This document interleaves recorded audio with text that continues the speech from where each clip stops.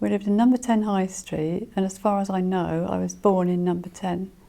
In the 50s, everybody knew everybody, even if they lived the other end of the village or up in the farms on the edge of the village, because they had quite a lot of social evenings. They always had like the piano and dancing to the piano, and all. It sounds archaic, doesn't it?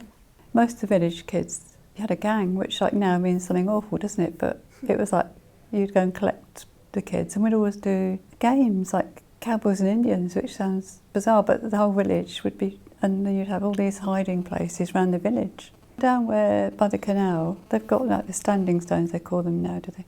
Which never used to be there. That was just quite wild and quite good fun.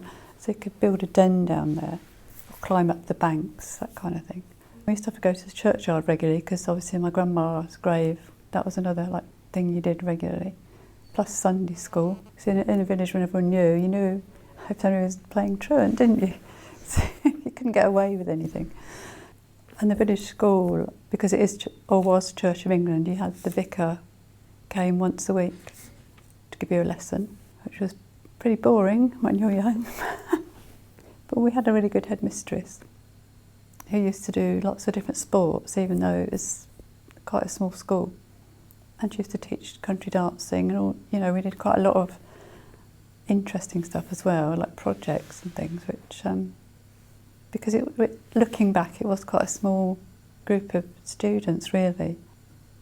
The Uthwarts seemed to own most of the land, and they owned the station terrace where we used to live, and most of the little cottages, which are now worth sort of megabucks, belonged to the Uthwarts, because they used to rent them out. It's obviously, you know, if you were local and you were getting married, and then it'd be, oh, yes, we might be able to find you somewhere, and then you would have got it because you lived in the village, and that's how it kind of worked originally. I only remember Stella, who was, well, to us, quite odd. Stella used to walk around the village with lots and lots of dogs. She always had dogs, and quite often a shotgun. There was a keeper at the other end of the village, so he looked after the woods, and they obviously had pheasants and all the rest of it. And in theory, you weren't supposed to go up there, but most village kids used to go when it was primrose time or bluebell time, and then it was like, who got caught this week, to see who could get away with. The village fetes were always quite big affairs, and you always went with old Mrs. Uthwart to go around and collect flowers. She supervised and cut the flowers, so she was in her big chair and we were walking around behind, and we used to make buttonholes, which we then sold at the fete. And the fete was quite often on their huge garden.